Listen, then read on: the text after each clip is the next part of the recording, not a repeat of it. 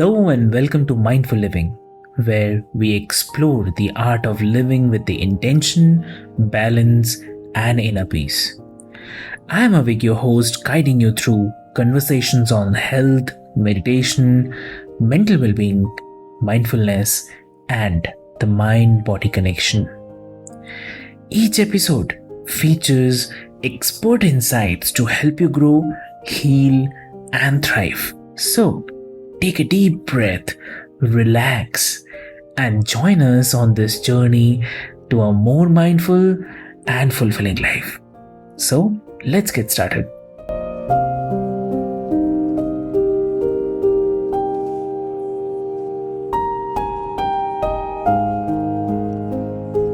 Hello and welcome, listeners, to the Mindful Living podcast, where we explore mindfulness, mental health, and how to live a life full of purpose and balance. I'm your host, Sana, and today I'm honored to be joined by an incredible guest, a licensed marriage and family therapist with a unique background that spans from stand up comedy to reality TV production. Her expertise lies in family dynamics, childhood trauma, and empowering individuals to retrain their brains to triumph over tragedy. She is the author of the upcoming books Mourning the Living, When the Loved One You Have Lost is Still Here, and My Bounce Back Plan, a workbook designed to help you heal from recent loss without needing therapy. Today, we'll dive deep into the emotional complexities of family boundaries, dealing with toxic relationships, and how to bounce back from life's toughest challenges. So, listeners, meet Melody Murray. Melody, welcome to the show. It's an absolute honor to have you with us today. Thank you, son. I appreciate being here. So, before we proceed on to our discussion, would you like to share a bit about your personal journey with our listeners? Sure. I'm originally from Texas, the Houston area that's known for oil and gas. And I grew up in a very small town, and childhood trauma was prevalent, unfortunately. And I grew up and, decided to work in television, did so in front and behind the camera, left Houston, went to Los Angeles, became a TV producer, did that for years, loved it, but it is such a toxic environment to be in on a reality TV set. And I became fascinated with human behavior, fascinated by the choices that people would make and why they, how they explained away their decisions, and decided that, eventually, of just being really, really tired of working 16, 18-hour days for months on end and missing out on all kinds of different experiences in my life, weddings and parties and that kind of thing, decided I wanted a career change because I really wanted my time on this earth to mean something. And I think there's a part of it I used to say, and I believe there's some truth to it, is like, I need to cleanse my karma. I've been witness to so many ridiculous things, when putting a camera on it as a TV producer.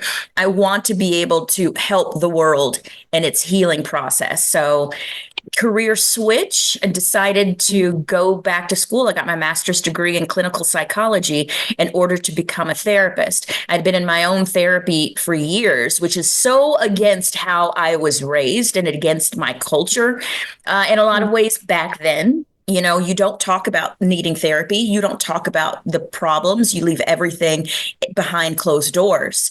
And I just didn't want to do that. I realized that there were certain ways of being that I didn't like, certain things I didn't like how I reacted to situations or reacted to people, and decided to go to therapy and started feeling really good and making sense of all the experiences that I had with my family. And then decided, hey, I want to be a therapist myself. I want to help other people feel better about where they come from and how they see the world and how do they work with their past experiences so they aren't ruled by the traumas of their past experiences. So here I am. Now I'm writing books. Wow. Wow. That's such a lovely summary of your entire journey, Melody. Great. That is really inspiring. Um, So, your book, Mourning the Living, explores the concept of losing a loved one who is still Mhm. um, physically present, particularly in the Mhm. context of toxic family dynamics. What Mhm. inspired you to write this book, and how do you define mourning the living? The inspiration for the book was my older sister. I am one of four kids, and we had a really, really traumatic childhood, and we took very different paths in life.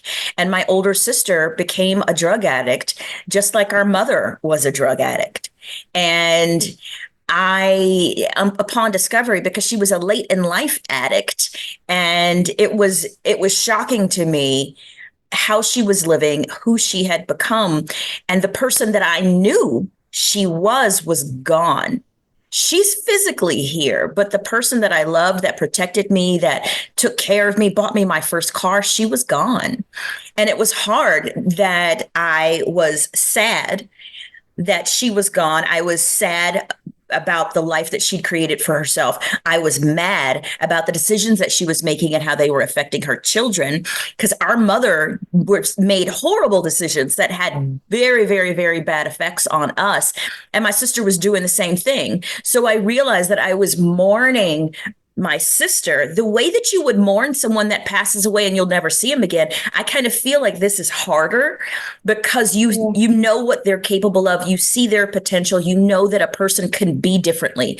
They can be healed. They can live a more positive life, but they're choosing to do the opposite of that.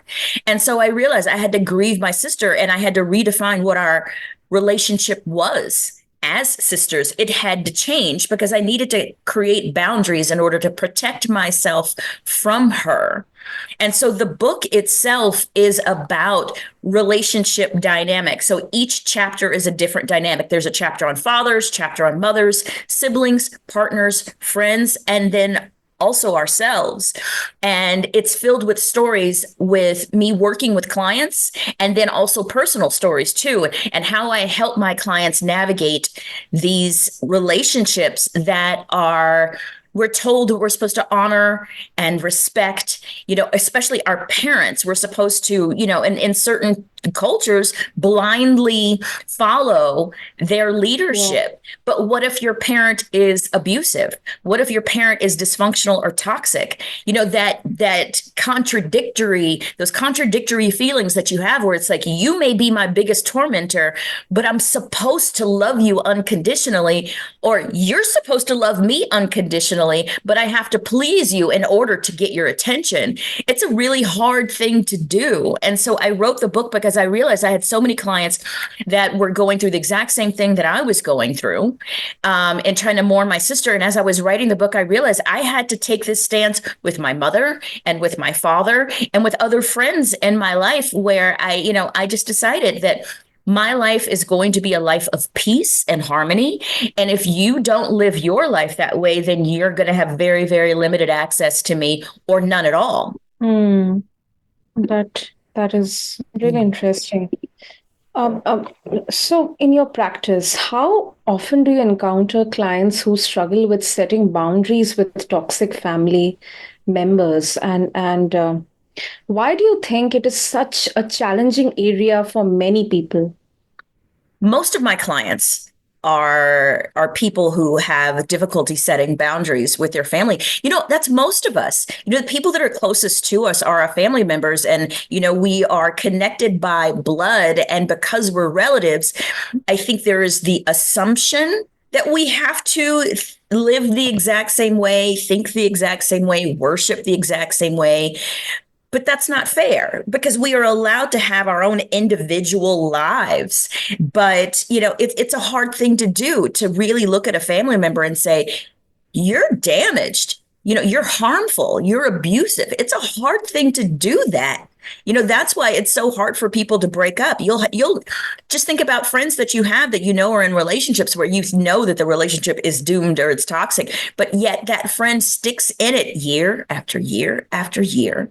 Or, you've got a person that has experienced some level of abuse from a parent, but yet they give them presents every year. They're, for holidays and birthdays, they're there and they're dedicated, yet the harm that was done to you has never been acknowledged. Therefore, it's never been validated. And so you're stuck with these conflicting feelings of, I love you, but this feels wrong. This feels so unhealthy. This feels bad to be around you. When you notice those frustrating feelings or the anxious feelings when you know you're about to see someone, that means that you need to set a boundary in order to protect yourself. And I think that, so many people are under the assumption that because you're related to somebody, that they own you and that they're able to say whatever they want to say to you. They're able to do whatever they want to do to you just because you're related. And it's simply not true. Hmm. Hmm. And does this differ from culture to culture? Because if I take example of my culture, I'm from India, and here, um, communication among family members or setting boundaries, or asking for space or privacy, it is a utopian, utopian Yeah. thing. I mean, I have seen that, and I've really gone through that, especially in my generation, because in our times we were not made aware of such things. Right now, there are so many resources. Mm-hmm. Uh, Gen Zs, they're made aware about, Mm-hmm. realizing that they need space, they need some privacy, and they need Mm-hmm. active communication to exchange thoughts. So does this Mm-hmm. depend from culture to culture? It is different. It is very different from culture to culture. But I believe that with most, I'll say the majority worldwide, is the assumption that you can't be an individual, that you Mm. have to do whatever else everyone in your family is doing. You have to do the same thing. There is that in amongst most cultures. So it's a difficult thing to do. And I work with a really big the Indian. I work with a lot of people in the Indian culture. And so I bump up against this a lot with my Indian clients, my Asian American clients, Black clients Yeah. too. It is a difficult thing to say, I love you, but I need my space and I'm allowed to create my own identity outside of the family unit. And I like to think about it, or I like to demonstrate it in a way, like showing a show of hands. My right hand, my hands are open, but on my right hand, my fingers are completely closed and they're all beside each other. On my left hand, fingers are Uh-huh. spread. And I like to think of the pad of our hand as our family. This is what binds us. But each individual in the family is a finger. Everybody's a finger. Spread Yeah. apart, let's say one person decides to be Jewish, one person decides to go to college, one person decides to move to Antarctica, another person decides to worship differently, marry outside of your race. Mm-hmm. Everyone is allowed to do these things without judgment, without being bullied, without being forced to be like everybody else. You're bound by the family unit, by blood, and there's a respect that we are bound because we're related, but you've got the freedom to be yourself. You've got the freedom to explore different parts of you. The other Mm. hand, where all the fingers are connected to each other, that's the enmeshed family unit. That is the family that says we all have to do everything exactly the same. And if you decide to do something differently than what we feel is right, then you get shamed, you get shunned, you get exiled, you get ignored. And that bullying is what keeps people locked in to doing everything the exact same way things have always been done, toxic or not, healthy or not. It keeps people locked in out of fear. And it's just wrong. And I think that a powerful way to combat that feeling forced to carry on what the family has been doing, if you want to do something differently, sometimes you have to move away. Sometimes you have to move away and have it expose yourself to different cultures and different influences so that you can build the confidence and the strength to be able to be your own person. It's so much harder to do when you're seeing the exact same people all the time and it's constantly being reinforced that you have to live a certain way against what your inside, what your heart and your mind is telling you to do. Absolutely. I 500% agree with that. Lovely, lovely. So the title of your book suggests that emotional loss can be just as painful, if not more, than physical loss. Um, so as we have realized what the problem is or what the situation is, can you share some strategies from the book on how individuals can start to heal from this type of grief? Mm-hmm. Honesty is the most important thing that you can do, is be honest with yourself about your situation. You've got to be honest. This is not a place for denial. You have to be honest with how you feel as you interact with certain people. You have to be honest with the things that have been done to you that have been harmful by the people that are around you. You have to be honest. Being in denial is living in a state of childish immaturity. You've got to be honest about how you feel as you interact with certain people. You also need to understand that as you're looking at your family, let's say you're looking at your family, you're looking at your parents specifically, this is not meant to be a parent bashing exercise, but it does call for honesty, where you have to understand that people can't give you what they were not given. So if you're expecting your parents to have, related to you in a certain way and they're not, what did they learn? How were they raised? People are typically, passing on these generational traumas, these generational ways of being without thinking, hey, I hated whenever my parents used to beat me, but yet you're beating your children. Hey, I hated whenever my parents used to completely ignore me. If I didn't do something that they liked and they were angry, they would shut down and stop talking to me. You've got to pay attention to that and realize that there's a ripple effect to those experiences. And you have to look at them so that you don't continue that pattern.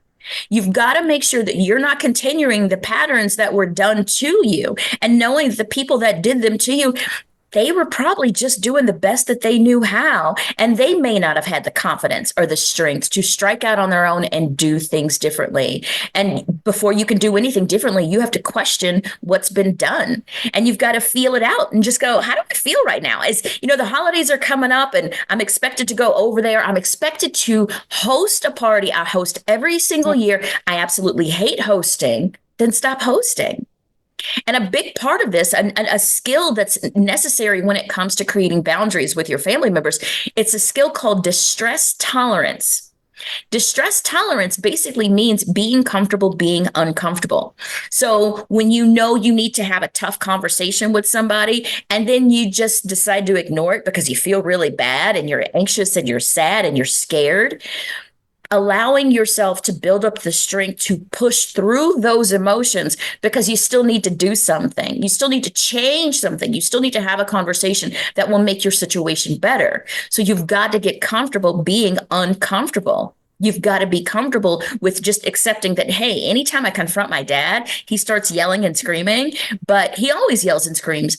And I have survived every single time he's yelled and screamed so far. I've survived it. That's what you have to remind yourself. Every time I confront my mom about certain things and she bursts into tears and she runs off and she starts crying, as uncomfortable as that is, you have survived every single time that they've done it. So that's what you have to remind yourself as you're building yourself up the confidence to have difficult conversations with people is, I'm uncomfortable. This feels really crappy, but I have survived every time I've been uncomfortable. And so have they. They've gotten upset, but they've gotten over it. They've gotten angry. They've gotten over it. You've got to remind yourself of that and guess that pretty much they're probably going to get over this next thing too. They're going to survive it because they've survived every other, difficult exchange thus far. I think that is the hardest part to deal with. That is the hardest part. And I think that that is something that I work on in therapy with my clients in this situation and in all other situations. It's the fear of striking out and doing something differently, the fear of the reaction. That reaction that we fear is something that happened to us very early on, and it made an imprint in our mind. So where we're fearful that anytime we have to do something exactly the same or even remotely similar, that we're going to get that same reaction. And, these imprints are laid on us typically in our childhood. That is when all of the impressions on how you love and how you see yourself, how you see the world, how you communicate with people, we learn all those things in our childhood home.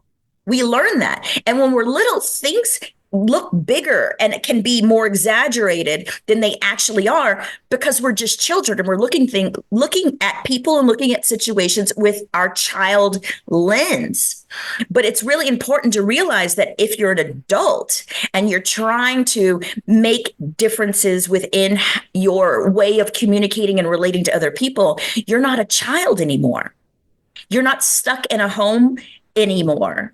You have resources, you're bigger, you're stronger. Maybe you could actually leave when you're a child. You can't leave. You can't just get into a car and start a job and start a whole new life. You're stuck. And so we tend to think that our present situations are similar to the old situations. And that's what getting triggered is. People talk so much more about being triggered, but I don't think a lot of times people dive into what being triggered actually means. Being triggered right now is there is something that's happening right in front of you that reminds you of an experience in your past. It's something that you're hearing or seeing or smelling. It could even be food. Yeah. There's something presently reminding you of a really past experience. And so your mind tricks you into thinking that you're in this same danger now that you were in then. And it's simply not true. But your brain is trying to protect you. So it goes, high alert, I'm triggered, I'm upset, I'm scared, I'm nervous, I'm anxious. But you need to calm down and go, wait a second, but I'm just sitting in my classroom. Wait a second, I'm just sitting at my cubicle. So I'm not in current danger, but there's something that has happened in this present moment that's reminding me of something that happened that was really bad in the past. So what you need to do is, a trigger doesn't need to stay a trigger. And a lot of people think that way, especially when it comes to like post-traumatic stress disorder, PTSD. It is not a permanent state of being. Your triggers don't have to be triggers forever. You have to lean into the trigger. Let's say loud popping sounds trigger you and you get scared. And I had a client a long time ago. I had a client that was inside a school during a school shooting. So anytime a car would backfire or something heavy would fall on the ground, it would sound like a gunshot. And it scared her and it triggered her. So we had to work on that sound and getting her accustomed to hearing those sounds so that every time she heard the sound, she didn't go back to that place of being in this violent environment. And so that's what you have to work on. It is not everybody else's job to tiptoe around your triggers.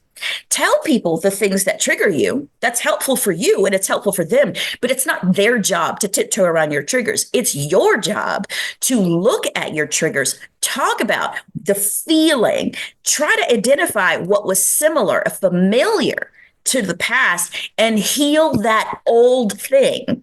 You have to heal that old thing so that it doesn't keep coming up in the present. Wow. That is really eye-opening. And another feeling, which I also feel, and I'm very confident some of our listeners will agree with it, is when we are trying to create boundaries or having that difficult conversation, it comes with the guilt, of making them feel bad, or the reaction or the dejection. So how do you guide people through the guilt of distancing themselves or creating boundaries from a toxic family member? Such a great question, and I'm so glad you brought it up. That guilt is not yours. You protecting yourself and taking care of yourself is a good thing. It's a necessary thing. If someone makes you feel guilty because you're trying to set a boundary and you're trying to protect yourself, that is the exact person that you need to create a boundary for. True. Guilt is a waste of your time and your energy. How someone reacts to you, how someone responds to your boundary lets you know how mature or immature they are. That is not your responsibility. It is each individual's responsibility to grow up and be mature and to accept when things don't go our way. It's our responsibility to grow up. It is not your responsibility to hold someone's hand and hide things from them. That just perpetuates their behavior. You're enabling their behavior. If someone keeps doing something harmful to you and you don't say anything about it, that tells them that it's fine. So you have to say something. You've got to do something, or you need to not complain about what's going on. You have to stand up for yourself. But you will see how mature or immature someone else is whenever they don't get what they want. But it's a very valuable thing. You need to see how mature or immature someone is. You need to speak up because the information that they give you, evidenced by their reaction, is information that you need. You need to know how they're going to respond to see if they're mature enough to be in your life. It's not your job to hold their hand and to hold things back from them that they're doing that are harmful. You've got to stick up for yourself, and it's okay to do so.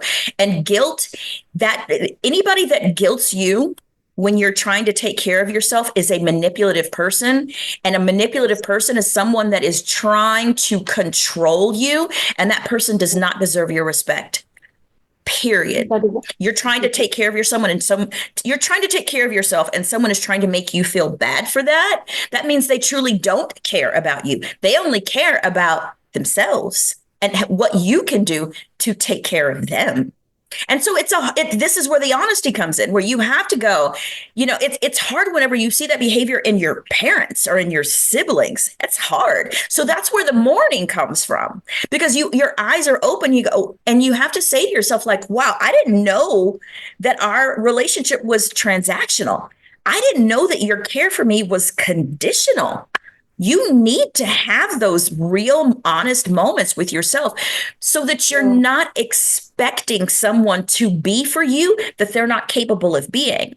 And I think that's a big difference between myself and my older sister and how we turned out so differently.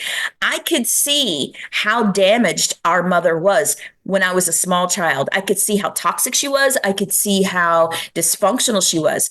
My older sister was in complete denial of that. And so she kept expecting our mother to be a person that our mother wasn't capable of being. She had never been a loving, amazing she's always been a conditional person, a transactional person, but pure love for her children never existed.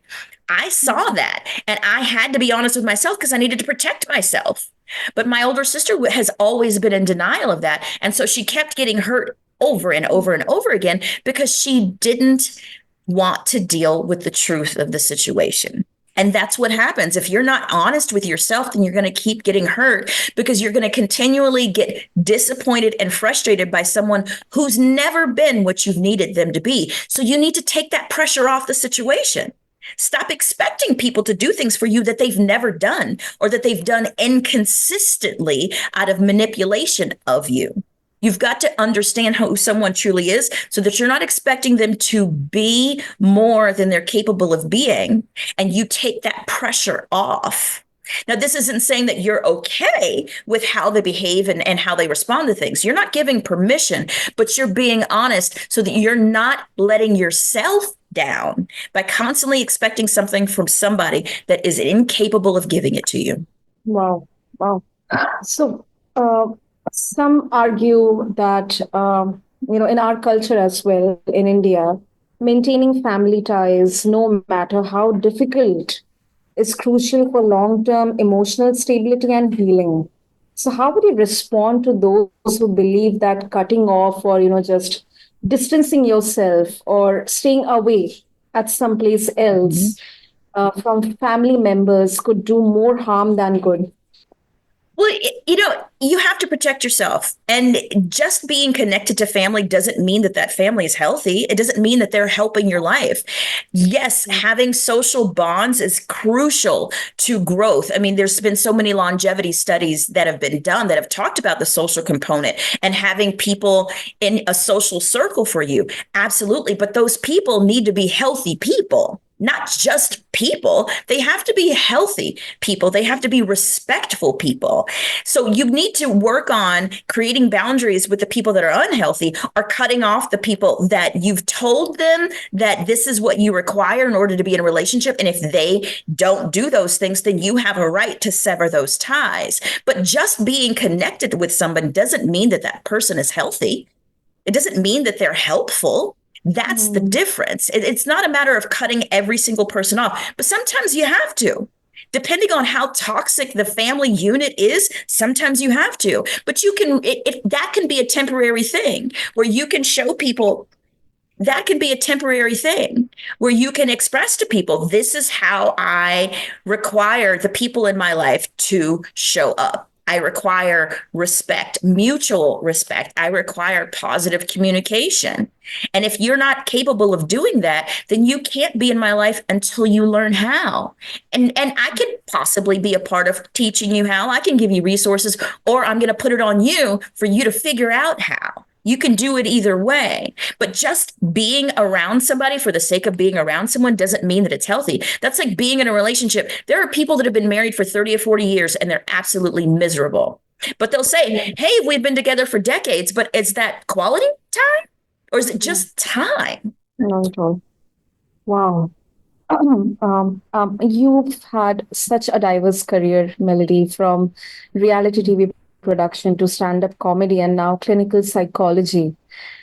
How has your personal journey shaped your understanding of family dynamics and toxic relationships? We're all a part of a family, even if we're in foster care or adoption, and I'm a firm believer in my friends being my family. My friends are my chosen family. And that's what has helped me become who I am right now, opposed to the structure that I was born into. I grew up in a household that was chaotic.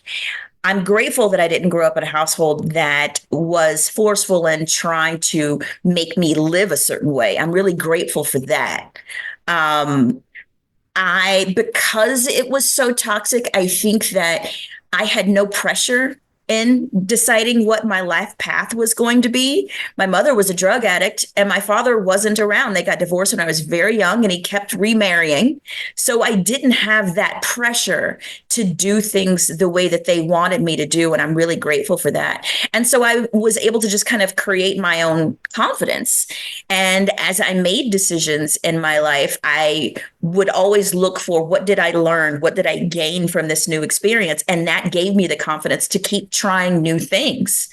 And so I've had multiple iterations of my career doing stand-up comedy, being on camera, being behind the camera in production, and now being a mental health therapist. I'm not done yet. I just started writing. I'm 51 years old, and last year I released my very first book. So, I think that the way I grew up, because there was so much going on that was hard, it gave me the confidence to lean into hard things because I survived. I believe the hardest stuff a person can survive, I did survive. And that has given me the confidence to do other things. So instead of me identifying with the rough experiences of my childhood, I decided to go, oh, look at all these things I survived. Instead of going, okay, that's my identity. I'm the girl that had the crappy childhood. I just think of, well, look how strong I am. I survived all that stuff. So I reframed my tough childhood. And I think that's a power that we have. We get to decide how we think about everything. We get to decide. You get into a car accident and you could say, oh, I'm an idiot and I did this and I can't believe I hit that person. Or you could say, wow, this could have been so much worse. Now I know that whenever I'm getting on the freeway, I need to use my blinker. I need to that's my lesson. Not that, oh, I'm a horrible driver. Accidents happen? Where's the positive in the experience? And that's not to say to be toxically positive. I'm not saying that, because toxic positivity is a thing. I'm saying acknowledge the tough moment, but look for the lesson in the tough moment, and don't attach the tough moment as a part of your identity, as a part of who you are as an individual. And I think that's a big difference between my older sister and I, and why our lives have turned out so differently, where we went through the exact same traumas and she attached them to herself as her identity. And I said, oh, look at that. That's crappy. I don't want to do that. I observed it. I healed it. I worked on it. I talked about it. And that's the other difference. She hasn't dealt, she's done zero therapy whatsoever. She hasn't dealt with the tough things that we went through, which is why she's a drug addict. She'd rather try to forget. And that doesn't work. Ignoring the things that you go through does not work at all. You've got to face it. And you've got to heal it, and you got to look at it and look for ways that you can grow from them, and look for the strengths that you've acquired because of the tough experiences that you've gone through. Absolutely. Absolutely. And before we wrap up this lovely conversation, you also have another book coming out, My Bounce Back Plan. So, can you tell us how this workbook helps individuals heal from recent loss, or what inspired its creation? The inspiration of this book, it's a workbook actually, and there's a step. There's not chapters, there's steps. It was inspired by a brand new client that I started with last year. She's an executive at Google, and she said to me, I need to know what you're going to do with me. And I said, we've already had the consultation, which is where we talk about what we're going through and what I do and what you're hoping for in therapy, and to see if we're a match. I said, we've already done that. You know how I work. What do you mean? She goes, I want to know what it is that you're going to do so that I can prepare myself for what this therapeutic journey is going to look like. And I thought, oh, that's brilliant. And so I looked at all the clients that I've worked with over the years and realized I take them through all the same steps of healing. I do it in different order, but the steps are the same.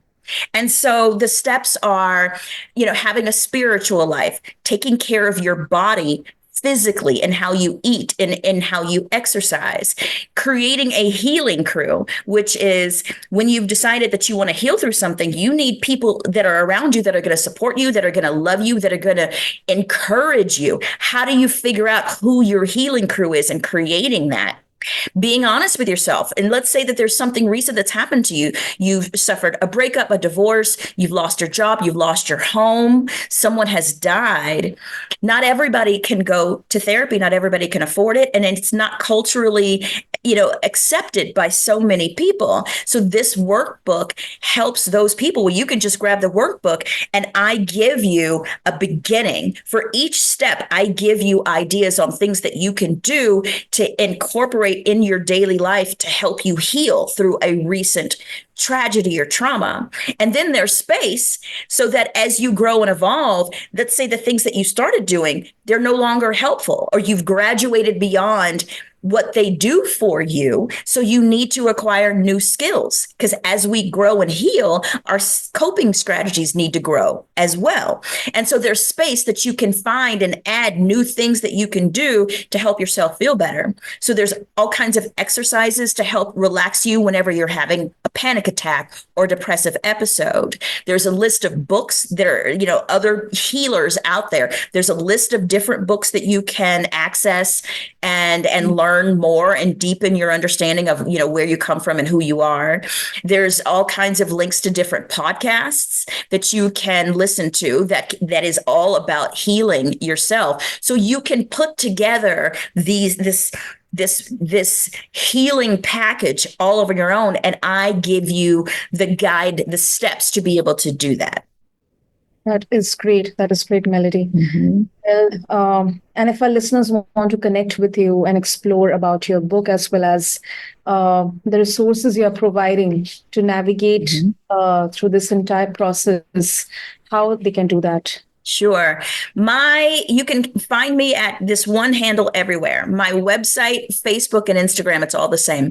Melody LMF LMFT. So Melody is my first name, Melody, and then lmft.com is the website. LMFT stands for Licensed Marriage and Family Therapist. And so you can see, you can buy the books on my website. You can see the online classes that I provide as well.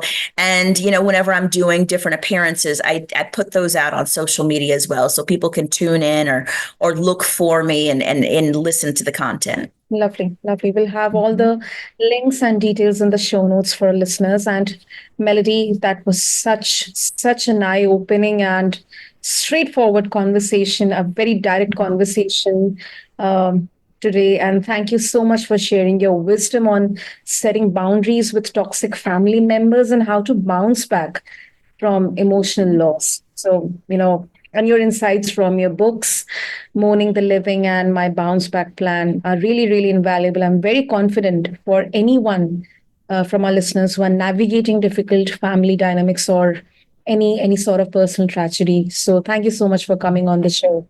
Absolutely, Sana. It was a pleasure. Thank you. And listeners, make sure to check out the show notes included with this episode on your favorite podcast platform if you want to learn more or pick a copy of Melody's books, or if you want to connect with her. And remember, you don't have to go through life's challenges alone. There are tools, there are resources like these books and people who are ready to help us navigate this journey, like Melody, and can guide you on the path to healing. So thanks to everyone for tuning into this episode of the Mindful Living, and until next time, stay mindful. This is your host Sana signing off.